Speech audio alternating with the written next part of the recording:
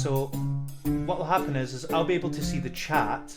You won't be able to see the chat. Yeah, but I will be able to ask you questions.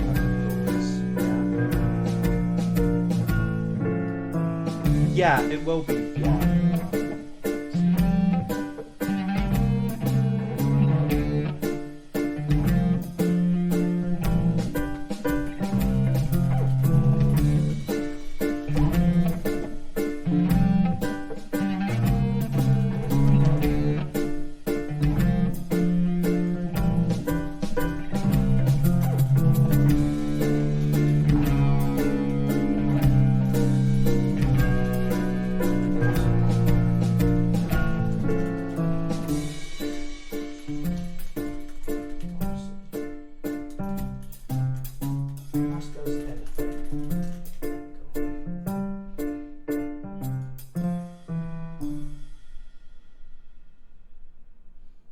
Gives them a satisfaction they couldn't get any other way.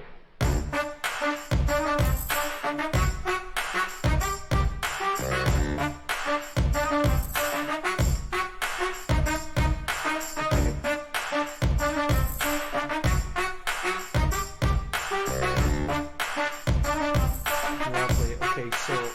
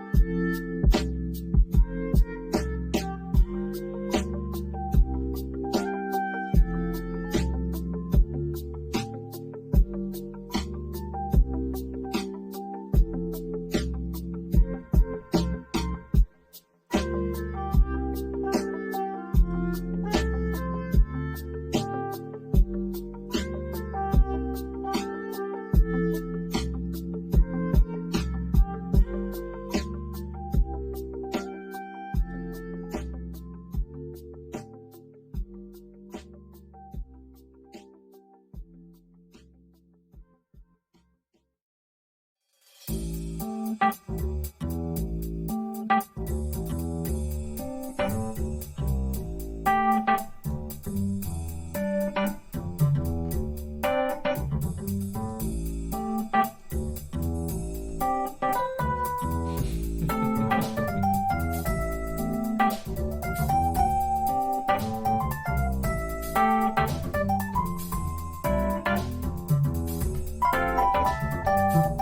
You ready?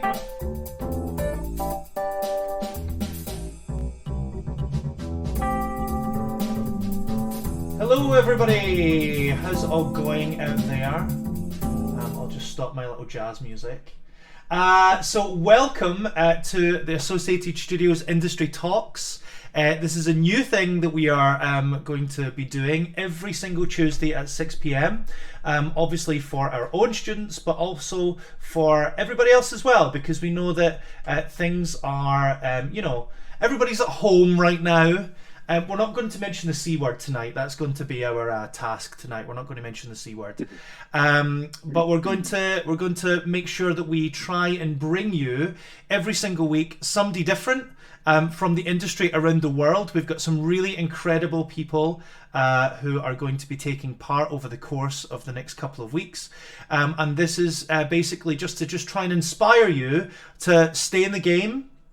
And also try to kind of like give you some more information about things that perhaps you've always wanted to know about. So if you're watching this on, we're actually streaming this on Twitch as well because I couldn't switch it off. So if you're watching this on Twitch and you're expecting me to be playing some computer games, I do apologise. But instead you're going to get a really interesting conversation from the incredible, amazing, I'm so proud to call him my friend, Nathaniel Morrison. So I want everybody to say hello to Nathaniel. Nathaniel is a West End star. I don't think there's any other word that accurately describes Nathaniel and his wonderful career. He's been in basically everything. But the thing that he's been in most recently is, of course, the West End production of Waitress. But Nathaniel is not only just a performer and an actor, he is a wonderful entrepreneur, and that's one of the things I'd love to talk to him about today. He is the head of the West End Gospel Choir, and also you help run an agency as well, is that right? I can never remember the name of it. That's right. That's right, Red Talent Management. Red Talent Management. So an agent, a wonderful gospel choir leader, a singer, an artist, a writer as well. You actually write and compose your own music as well. I mean, you do everything. You're incredibly entrepreneurial, which is so wonderful for our students and everybody to see. So I just want to start off by asking you some basic questions, and then we're going to get people to ask questions through the course of this. So if you want to take part in the conversation, please get onto the Associated Studios page and comment. We're looking at the comments as we go, and I'm going to be asking questions as we go. So get your questions in. If you're an Associated Studios student, then I want you to be all asking at least one question. And then if you're members of the public, please feel free to ask as well. This is all about us engaging and having a bigger conversation with everybody out there. So please feel free to kind of get in touch with us. So, but I want to start off by asking you a question, Nathaniel. How did you get into all of this in the first place? First of all, I should say hello to everyone who's watching and listening in at Associated Studios particularly. Thank you for having me. Thank you, Scott, for having me on board. How did I get into this? Wow. So without giving you too long a story, I just loved the industry from the get-go, from like a child. I used to jump up and down on my mom and dad's sofa at home, trying to emulate the moves to remember the time, all of those moves kind of thing. And I think my mom just kind of was like, if he keeps doing this, he's going to break my sofa. So I genuinely thought that when she told me to get my coat on, I was in trouble and I was going to be spending a week at my nan's because she'd had enough for a time. However, she dropped me off at a dance school called Jules School of Dance. I'll never forget it, on the Warwick Road in Birmingham. And that's really how it all began, to be fair. I just kind of like just took to it like ducks to water, the industry. And it was a bit daunting at first, obviously. I've just thrown into this pool of kids, and it was during their summer school as well, and they were doing like a sort of summer school special, and by the time they'd come back at lunchtime with a bag of chips for me, I was already put into the number Like a Prayer, singing the lead. Like, I can't even remember like how we got to the discussion of me singing and then being like, oh, he can sing, let's get him to do this. But by the time they got back at lunch, I was already I was cast as the lead singer in Like a Prayer.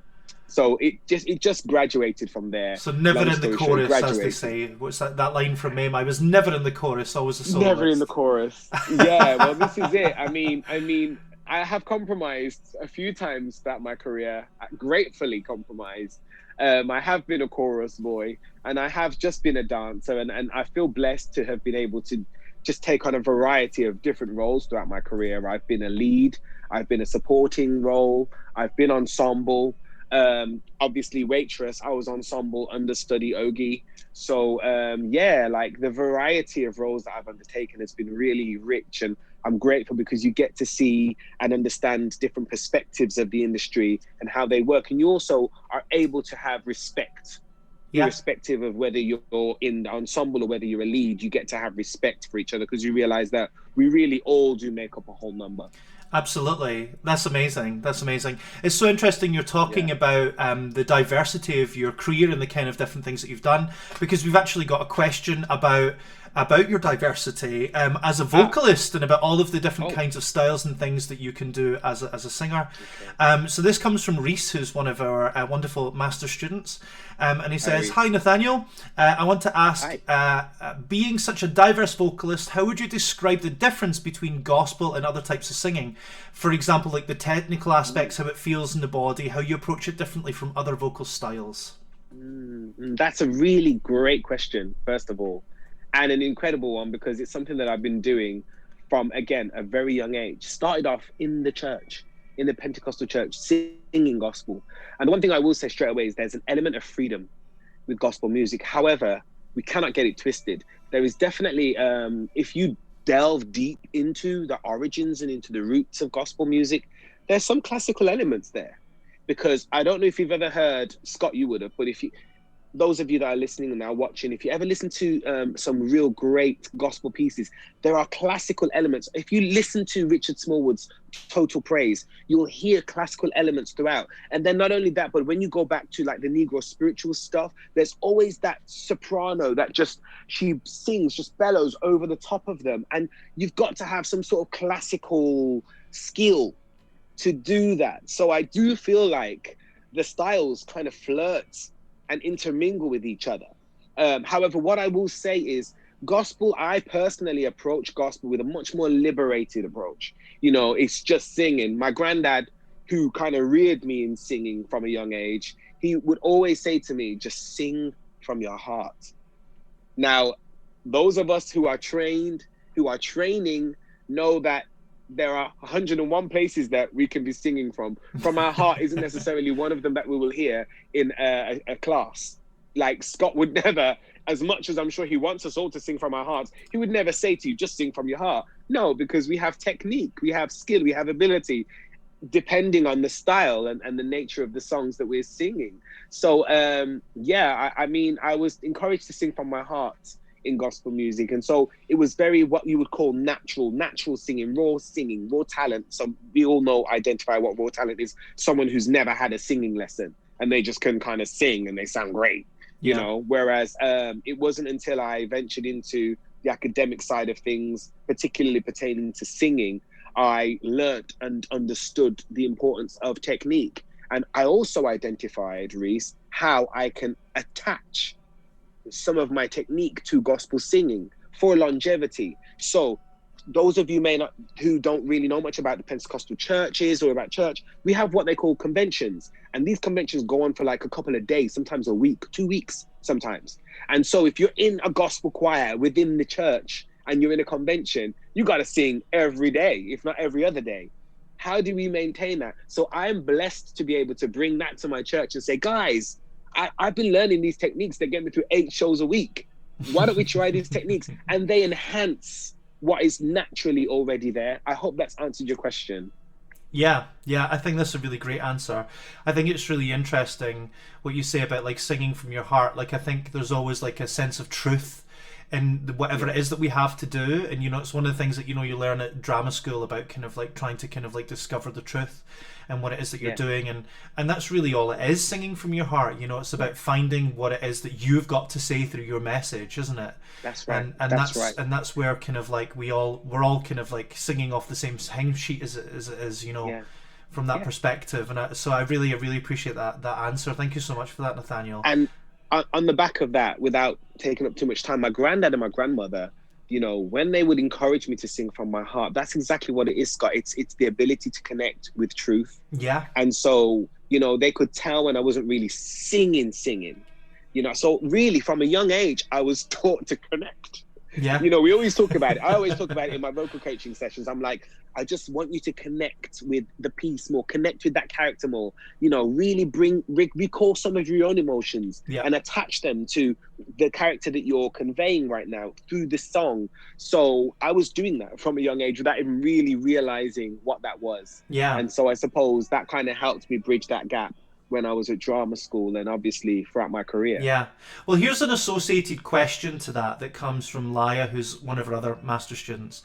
She asks, when you're doing eight shows a week, how do you give a fresh performance every night? Particularly with regards to what you were saying, about like finding that kind of like truth and that sensibility that you've got to find in a piece. How do you still keep it fresh? Well, I'm glad you asked that question as well. And straight away, as soon as that question comes to me, the response that I automatically have to offer you is one that we would regurgitate constantly at Waitress. Before we did the show, we'd have our beginner's call, we'd have our prayer circle, and Marisha Wallace would take the prayer circle. And if it wasn't her, if it wasn't Bishop Wallace, it was Deacon Morrison. And so we would always take a moment to remind ourselves of the importance of telling the story for the first time. There are people out there who have paid a lot of money to come and see the show for the first time. And even those that have seen it for the 18th, 20th time, who've paid much more money, want to have a fresh experience of the same show. You're not changing anything in the show, but you're telling the story with a fresh perspective. Yeah. So you've got to imagine that every single person out there is there for the first time. And they want to see the story, hear the story. They want to absorb the story that you're about to tell for the first time. How do you do that? You cannot bring your tiredness, your second show vibes, or your end of the week vibes to that performance. Yeah. So you've got to just, it's a psychological thing in some ways. You've got to really take the time out to psychologically program yourself to go, okay, I'm a little bit tired. It's the 8th show of the week. However, there are people out there that have paid big money to come and see this show. And I've got to tell the story for the first time. I totally, yeah. You've got to go through... Not on you go. Sorry, go ahead, Scott. No, I was going to say you got to go through the discovery of the show. So, okay, what happens next? Oh, this has happened next. And you'll find that if you have that humility and that purity about your performance, you will get the opportunity to discover new things and also new challenges. Because what really challenged me the other day, or the first show, maybe like because it was the first show, it was the matinee, I was just tired, so I'm trying to just get through this thing to wake up. Now I'm wide awake, there's something else that's challenging me. Now I'm being a bit idle because I've done this already and I feel like I could be going through the process. So let's not go through the process. Let's be careful, because I'm balancing pies here. I'm doing pieography. Yeah. So I gotta, so there's all of that you have to be mindful of. There's always ways to ensure that your performance is fresh. Yeah. What was you going to say, Scott? I know I was going to say I remember kind of my first. I know it's a show that we both share, although not at the same time as the amazing Technicolor Dreamcoat. Joseph. Let's. The less said about it, the better, I guess. But one of the things that was really important about being in that job, and for that being the first job that I had out of college, was that there was always a sense that, when you looked out to the audience was mostly filled with young people.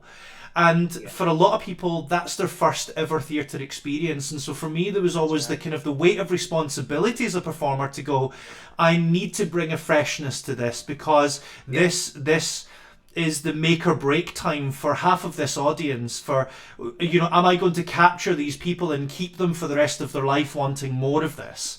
Or am I going to kind of like have them come to this once and then not ever want to come back again? You know, and actually, you know, I had another job, obviously, working for Disney, where it was a very similar situation, you know, where you had lots of young kids and you were like, there's the responsibility to make it fresh actually is part of what makes you get up and kind of work really hard for it, I think. So I think that's a really important thing to remember. Yeah, and we remember what it is. We love shows, don't we? Yeah, absolutely. So when we go and see, the first show I was ever taken to go and see was Jack and the Beanstalk, pantomime, and I just even now I'm years old, and I remember that Beanstalk being huge. Yeah, and I remember the performance, and I remember the sound of the giant bellowing out of the stage, and I just connected. I think I must have been about 3, 4. My mom took me when I was very young, I remember. And I was just like, I want to be a part of this world. Yeah. That's what you're doing for other people, really. You want them to want to be a part of your world. Mine was Fireman Sam. I quote The Little Mermaid. That shows how old I am.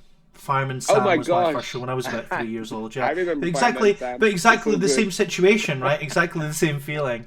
Okay, next question is coming from Lisa, and she asks, "What is a skill that is incredibly valued to have as a performer / entrepreneur that you wouldn't expect to be important to have?"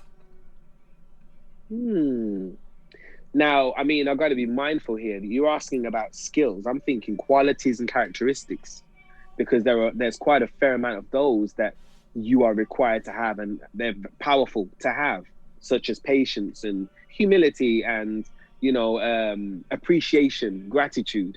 They're characteristics. Skill-wise, I want to just say this is not necessarily a skill, but I would say flexibility is key. Flexibility is key. In the early days of my training, I recall people expressing or talking about being like a sponge and absorbing everything that you can. And I think it was a teacher or someone that might have said that in the early days of my training. You know, they encouraged us to be like sponges, absorb everything. And when they say that, you know, you can quite easily just let that wash over you in one ear and out the other. However, what I identified is actually through my training, we had a lot thrown at us. So you've got your dance disciplines, you know, you tap, ballet, jazz, and then you've also got workshop. You know, you've got all of that, voice, speech, prose, and all. And then you've got workshops where people would come in and do like cats workshops with you. But it really did lend itself for you to be able to be flexible. It granted you an opportunity to be flexible, for flexibility, to become a part of your skill set. Flexibility. Because if you're flexible, I always say this to my clients on the books. I always say, look, I'm not being rude. I know that acting is your strong point, but I noticed you got a bit of a voice on you there. Now, if you got some dance classes under your belt, and if you could get up to a professional standard, you might stand a chance of maybe venturing out into the musical theatre world. Who knows? Absolutely. So I do think flexibility is key and is a very powerful skill to have in the industry, because, I mean, for myself, if I wasn't flexible, I would not have been able to undertake so many different roles, and I wouldn't be cast as much as I have been. Because not only can I hold down a lead role, which is more predominantly singing, Jersey Boys, that was more predominantly singing, and quite a little bit of dance there as well, here and there, bit of movement more so, you know. But then I also, prior to that, was in Porgy and Bess as a singer-dancer. So it's that versatility that is key. And nowadays, I mean, we're probably so immune to the idea of being an actor muso. So you have an instrument as well that you play. All these things are going to help. And I was just having a brief discussion with someone before I came onto this talk, because I was saying, I want to make sure I lay down some stuff that's good for the kids. And the one thing we got talking about was versatility and having various different skill sets that will fuel you as an artist. So you're not just an actor, you're an actor, singer, dancer, musician, you're a quadruple threat. Yeah. So I would say flexibility is a skill that one ought to have, which is a powerful skill. Amazing. So this one's a bit more of a personal question. I'm actually kind of amalgamating two questions here. So the first is from Becca, and the second part is from Alex, and both of these individuals are in our first year course, and first years, wonderful, wonderful first years. Cool, great. And I remember what it was like to be a first year. I know, right? So many moons ago. Oh God, yeah, too many to think about. So Becca asks about which character you find the most fun to over the characters that you've played so far. Which has been the most fun? And Alex asks which role has been the most challenging, and why. Whew. Oh my word, these are good questions. I'm not ready for these at all. The most fun. That's hard because most of the roles that I've played have been so fun. Like, when I look back, particularly now we're in Down, I'm not going to mention the C word, but when I look back, I'm like, wow, I played that role and I did that, and wow. I have to say Stevie Wonder was definitely a fun role to play, only because throughout drama school, I was the one that complained about there not being a Motown type show, let alone a show just dedicated to Stevie Wonder full stop. I still am waiting for that because I just think the guy is how can he be so underrated? Like, I've always said like that. Why there's two jukebox musicals that are completely missing. One is Stevie Wonder and the other is Prince. Like, aren't their songs just so perfect for jukebox musicals? Yeah. You need to get writing. Right, absolutely. We'll have to team up and get this sorted out. but yeah, like Stevie Wonder was a fun part to play because, you know, I had to really study him and really try and get his idiosyncratic nature down pat. I'm quite a proud man when it comes to my art and the industry and character. So I want to make sure I get it good. You don't have to tell me twice about the work that I need to do. I'm doing the work even before I get there. Yeah. So I just really studied him, and it was so enjoyable. Just the whole experience of studying him, learning about him, you know, and then emulating him on stage and transferring from a UK tour into the West End as my first job out of drama school. So I think there's so many different variants there that helped me identify why that was a fun role to play. There was so many different areas. It being my first job out of school, and then it being Stevie Wonder, which is a part I never thought I'd play anytime soon, considering I used to complain about there not being a Stevie Wonder or Motown show.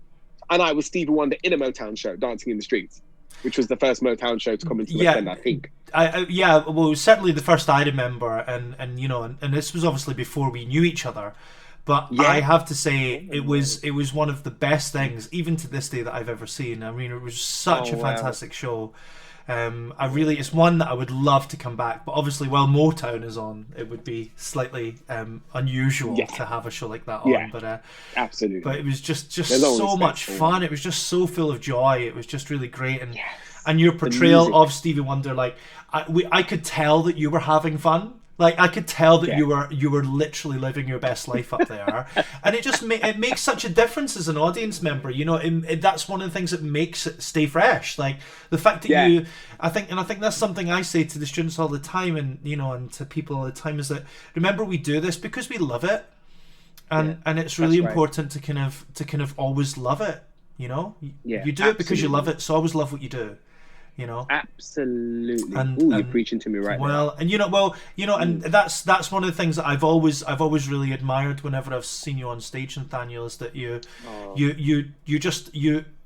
don't just play the roles, like you really enjoy it. You really live in the moment, and it's really wonderful to see.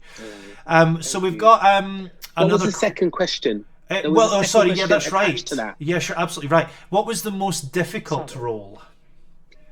Most difficult role? God, that would have to be, I want to say, just Hairspray. Choreography. Jesus. Yeah. The amount of times I thought I was going to have an asthma attack on stage. I thought, there were nights when I was like, I don't know if I'm going to make it through. And then getting the opportunity to go on a seaweed when, you know, you've got someone like as heavyweight as Marcus Collins playing that role. Yeah. You know, and then Fella was first cover, I was second cover. And Fella always did a great job when he went on. And so I was like, oh, it's me now? You've managed to get to the second. I thought I made a pact that I would never go on. I'm just having fun trying to stay alive in the ensemble, you know. So that was definitely a hard, that was a challenging role, just in general, just for my fitness and, you know, for the upkeep, considering you're touring and you're doing this extremely cardiovascular show, and it's a feel-good show, and, you know, there's a lot of constraints there. You can't just manage to kind of bumble through. You got to sing as well as dance. And if you're not singing, someone's going to come and let you know about it. Absolutely. Someone from the sound department will kindly, gently inform you that you are required to sing as well as hop. Yep. As well as, you know, as well as pony. Yeah. Well, so that is a thing. Yeah, the students have associated, those of them that are listening in now, like had a vocal session with me the first thing this morning, and it was all geared towards making sure they could move and sing at the same time, so they know exactly how that feels. So, so yeah. They know what they're like, nodding, going, oh, okay. Indeed. Yeah, okay. This is a really fun one. Yes. Kim has asked us, do you believe in pre-show rituals, and if so, what are yours? Yeah, I think you might have heard me speak recently, early on, about the prayer circle that we have at Waitress, and I am a Christian, so I like to pray, and I'll just take myself off to the toilet. I don't like to throw all my faith on people. I don't think that's right, but I uphold the faith, and that gets me through. It's my thing. It's so whether or not there's a prayer circle, I'm going off and do my own little thing. A lot of the time, one of my rituals is just to sing into the show, like not necessarily the songs from the show, but just sing. Like usually, Scott, you know this, there comes a time like about at the 5, you get your 5-minute call, which is like the one just before beginners where you're supposed to be right on stage and ready to go. And at that 5, or sometimes even a half-hour call, music will come on. Someone in the dressing room will just get some music on, and you get yourself into a vibe. You're like, yeah, I'm about to do a show. Woo, come on, let's go. So there's that, but then there's also I like to have a little bit of quiet prayer time so that I can just pray to my God and just say, Lord, thank you for the gift of doing this show. Send to me, help me to put over a great performance. And I believe that prayer has worked throughout the years of my career, because the amount of people that have said great things to me, and I give it all back to God. You know, I'm a humble man. So, you know, I'm grateful to God that people have been touched and inspired, like you said, from shows that I've been in. So there's that. But initially, the prayer circle is just incredible because everyone gets to come together, the whole cast, and you don't have to have a faith. You don't have to be a Christian. It's interdenominational, you know, and we just pray. You know, even though I might pray in Jesus' name, you can have in your mind whatever God or energy or whatever it is that you serve or that you look up to or that you draw strength from, you know, and it's just a time of togetherness. So we get our focus and we lift ourselves up and we catapult collectively into the show. Yeah. So, that would be my ritual. I love that. I love that. Sarah has asked us, first of all, she says that she's the fortune to do a workshop with you in 2019, and she remembers how strong your energy was. And about energy, what do you suggest if a performer has had to face a really bad day, especially during this period with low energy, but still he or she needs to go on stage? Yeah. Do what I just did. Take that deep breath before you get in. We are blessed to have not only a vocation, but an outlet. And when I say an outlet, I'm not expecting you to just scrap the show and just to run on stage screaming in front of thousands of people to express your bad day, or, you know, you can't do that. You get sacked. Yeah. So just channel it. I channel it. I've had those days. Too many of them, if I'm honest. I've had a lot. We've both had a lot of them days where you're like, oh my God, really?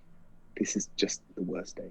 You know, I've suffered bereavements through contracts, and I pray no one really even knew. There were times when I was mourning the loss of my grandfather, my uncles. I lost a lot of family members at one point, and each time I was in a show. Yeah, I was in a show. You get if you're kind of blessed, you get like your 3 days grieving, and then you kind of got to try and get back as soon as possible, depending on the graciousness of the production company, because we all know it takes a while to grieve, and grieving is never entirely something that concludes. It can go on, and memories come flooding back at the person. So I'm just giving you some personal insight here. that's amazing. So obviously that would challenge my energy. Sorry, that would challenge my energy and my focus and my heart, and I would have to get myself into a place of going, okay, I've had that moment. Now I'm about to go on stage, and it's just like a cloak. You put on this invisible cloak of, we got to do this now, and I channel all of what I feel into the performance. I don't do anything more or less. It's just a focus thing. It's an energy focused thing. And it helps you realize that we really can be superhuman. Yeah, we really can be. I think you have to be a superhuman in this industry. You call it a cloak. I always remember like a teacher that once taught me called it, because I was kind of like, dealing with some difficult things as well. And I remember a teacher, a very wise teacher, once saying, like, theatre's your armor. That's what you use to protect yourself amongst everything else. Like, and it's true. There is a moment when when you're doing a show and you're kind of dealing with like not being somewhere else that perhaps you need to be or whatever. That show lifts you up. That show protects you from kind of like the damage that those negative things can have on you. And so investing in your craft is often one of the best ways to kind of engage with it. Absolutely.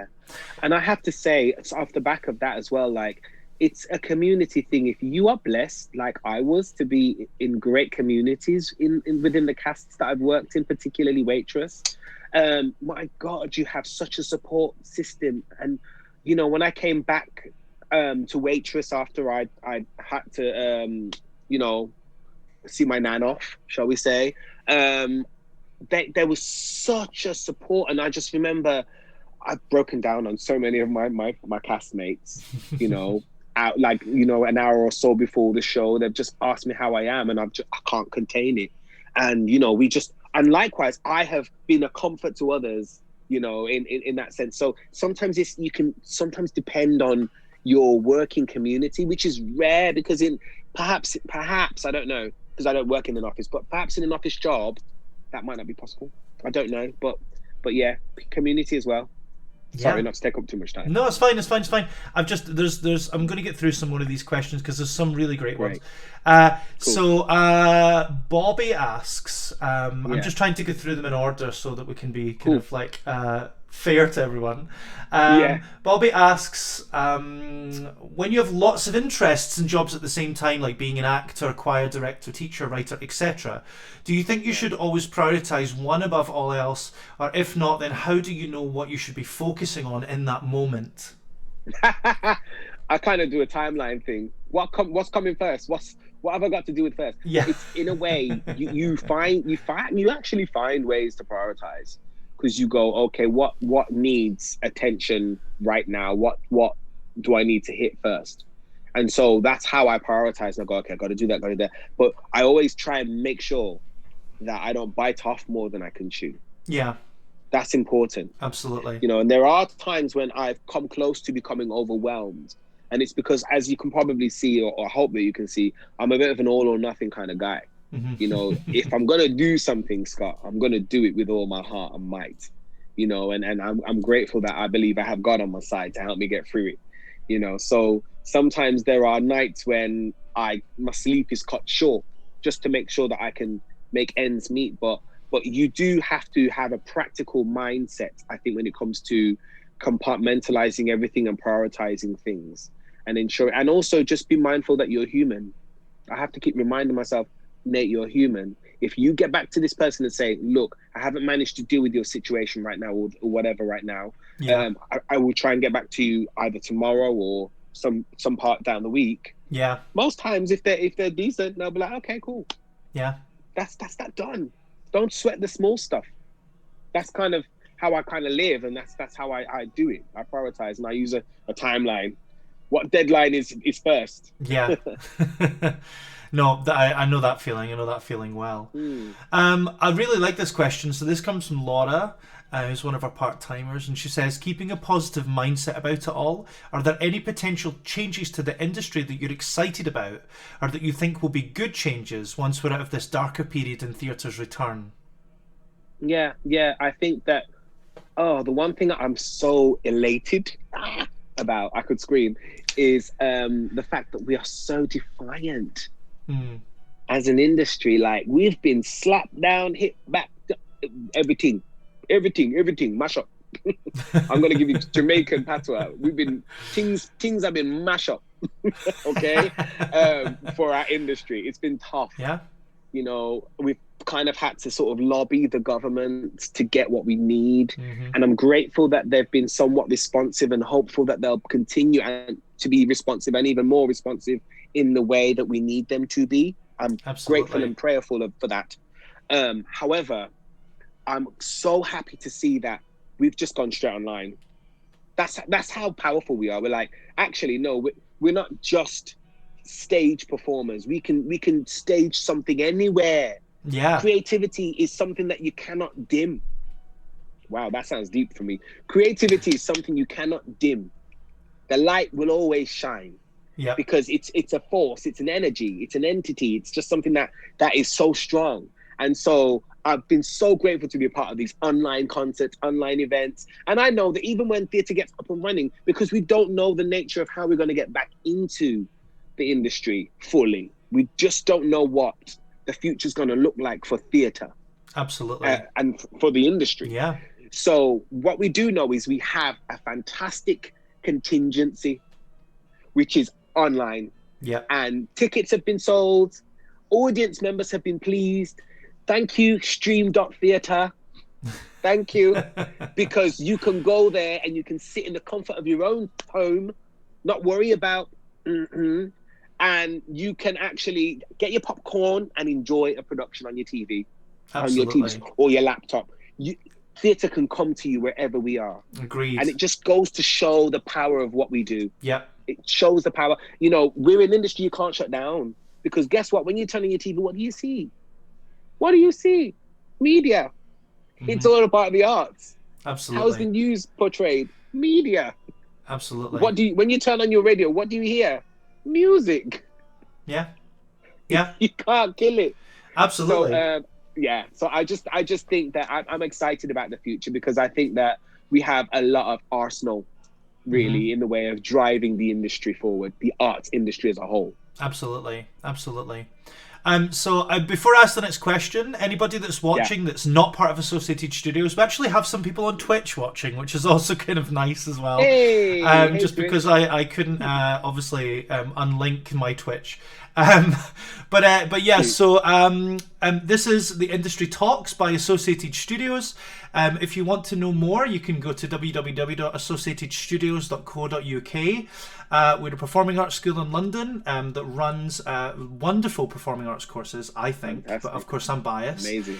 Led by the incredible Leontine Haas with the most wonderful teachers. And every Tuesday at 6, we're going to be talking with somebody from the performing arts industry around the world. We've got some people from abroad as well, which is going to be really interesting. I also want to just advertise that next week we've got the amazing producer Nick Allett, OBE, who's going to be chatting with us. But right now we're talking to the incredible West End star Nathaniel Morrison. So we're just going to ask the next question. Georgia, I think we answered your question before, probably after you asked it, but we didn't realise it. So I'm going to move on. But if not, you can ask it again. Working as part of an agency. So this is from Frankie. Working as part of an agency, besides from versatility, what other qualities do you look for in a performer when you're putting them onto your books?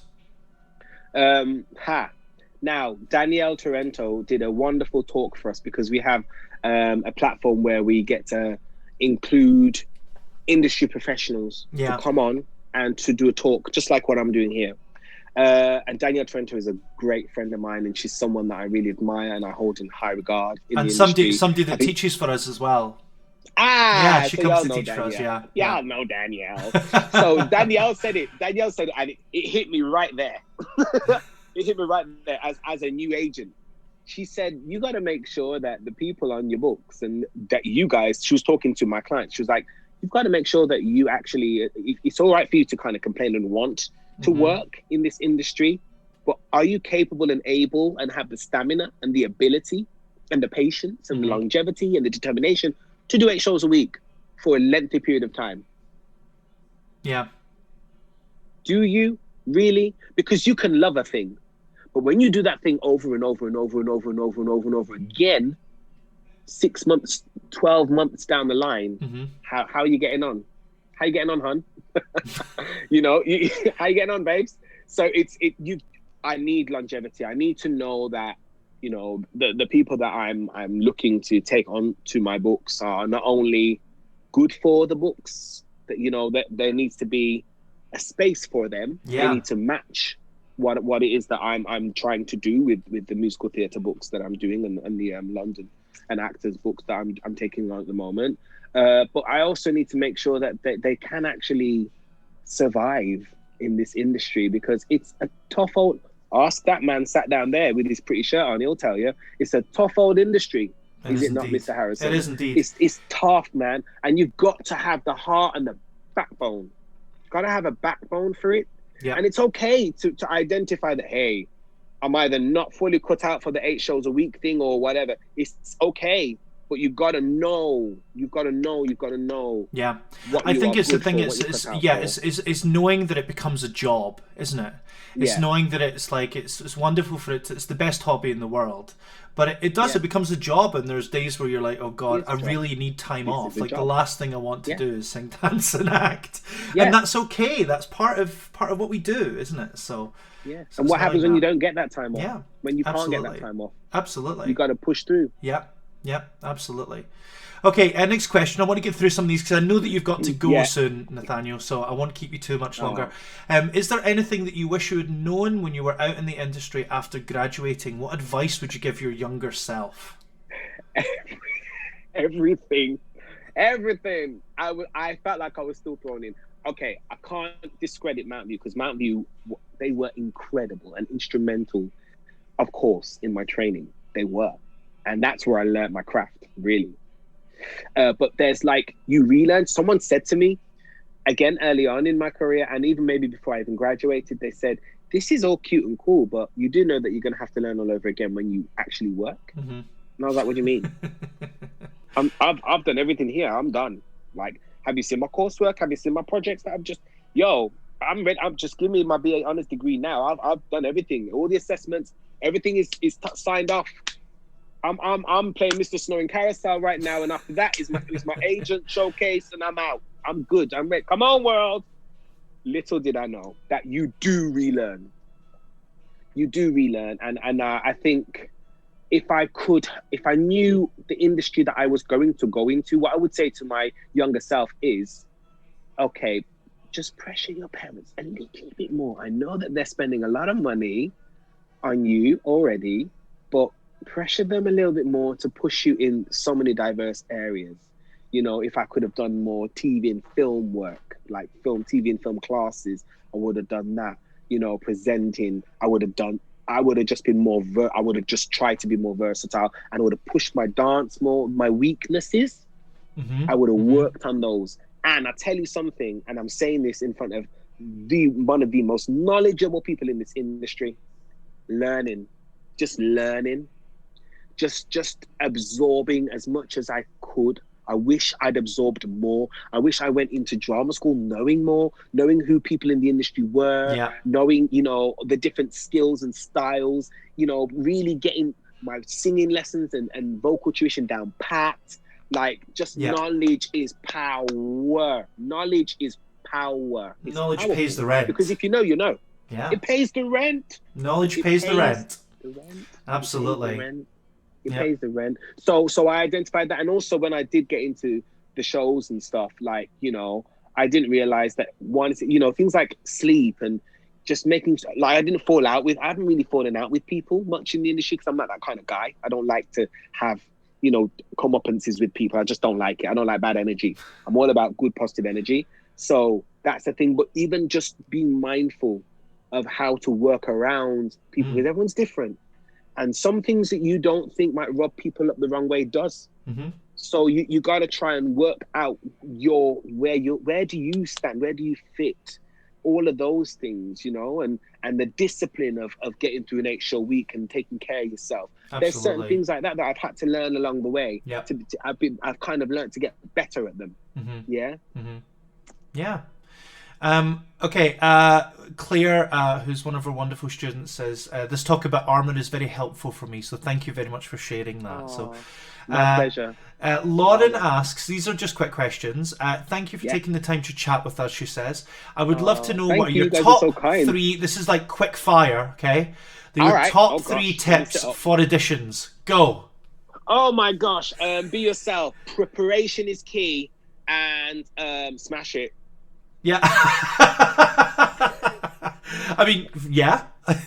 Those are really good tips. Yeah, absolutely. No, smash it, because you can be like scared and intrepidation and nerves, and you're not your true self. Yeah. I don't think I'm like this when I go into auditions myself. Yeah. When I go in, I'm like, hi, I'm Nathaniel, and I'm going to be singing. Whereas that's not me. So I've kind of learned throughout the years to just be, because when you come in with you and who you are and you're unapologetic, you do something to the atmosphere. Yeah. You set the tone. You set the tone. You change the atmosphere, and you help them realize what you're about. So if you match, they see right there and then that you match. They go, she's just got something. She was a bit flat when she sang that song, but I tell you, we could work on that. Otherwise, she's got that thing. And then when she did the scene, she was really in the character, and I love what she did with the character and the way she sassed that part. So smash it. I love that. Those are great tips.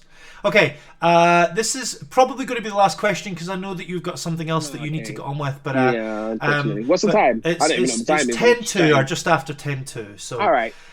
So Paul asks, as a multifaceted artist, that's you, how important would you say it is to challenge yourself to explore new genres and styles of singing and all new possibilities overall? I love that question. That's a lot there, isn't it? If anybody's on Twitch and you've got a question, because I know there's some people on Twitch, I'm guessing you're probably not associated studio students, please feel free, put it in the Twitch chat. Let's hear your questions. Go for it. Keep it clean. Yeah. So it's Twitch chat they absolutely want, but on you go. Oh God. So what was the question? The question was, as an artist, how would you say, or how important do you think it is to be constantly challenging yourself with new genres and styles and possibilities that come up in life? Very, very, very, very, very, very, very, very. You're always learning. When I go to this genius of a man here, this vocal technician, tutor, everything, life coach, you name it, all the things. When I go to him, I'm a student. I don't go with, I've done this. I just come out of waitress and I know nothing. Approach everything knowing nothing, and you will absorb more. You'll be grateful for the knowledge that you take in, that you ascertain or that you obtain. You'll be grateful for the knowledge that you obtain. If you just continue to be the sponge. Until I'm dead in my grave, I will be absorbing. I want to be 70 and learning new things, 80, 90, if I can live that long, by God's grace. But I want to be learning until I close my eyes, because I think that's what life is all about, without getting too deep. Yeah. Let's not think that we all know it all once we get to a certain stage. I don't care how amazing you are and how great you can sing and how awesome. Yeah, that's cute. That's lovely, amazing. Woo. But stay open, because what else can you do? There's other things that you might be able to do. Yeah. And even if not with your skill, you can take your skill somewhere else, somewhere alien that has not yet seen it, or do something different with it. I think we're designed to stretch as artists, as humans, as creative beings. We are designed to stretch beyond our parameters and to explore new things. That's why I'm a writer. I don't think I'm an amazing writer, but I write. Yeah. I challenge myself every day with new things. I think it's important. Absolutely, absolutely. So I just want to take this opportunity to just, on behalf of Associated Studios and everybody watching, to just say thank you so much for giving us your amazing time and your amazing energy. I've really, I always love talking to you. Likewise. Oh, somebody on Twitch has just said, "Cool lad." On Twitch? Cool lad. Oh, yeah. Legend.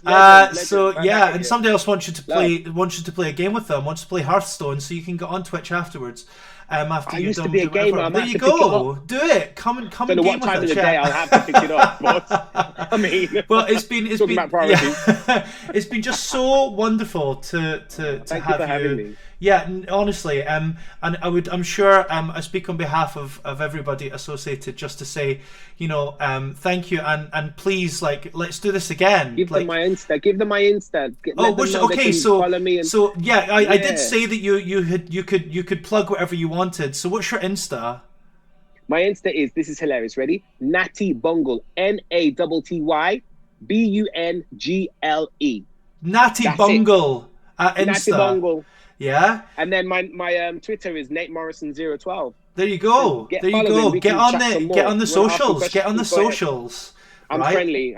I try to respond to everyone as well. So yeah, and you really do take your time for people. So he really does. So you please feel free to keep in touch with them. I'm sure Nathaniel would love to continue to hear from you. But I'm sure we would love to get you in at some point and maybe do a gospel workshop with us. I'm sure the students would love that. Let's do that, and love to Leontine as well. To Leontine. Oh, absolutely. Yeah, well, she's here and she's been listening, so she says thank you very much. Gosh. So hopefully impress the principal, right? But I would like to hope so. Well, anyway, everybody, thank you so much for coming and taking part and listening and joining in with us. This has been Industry Talks at Associated Studios, and we're going to be back next Tuesday at 6 p.m. with the amazing Nick Allett, and hopefully we will see you all there and many, many more. So if you've enjoyed this, please come and come and take part next week as well. You don't need to worry about asking about games on Twitch. That's absolutely fine. But I'm glad you took part. But come back next week as well, and we'll see you then. So take care. God bless you. Bye. All the love.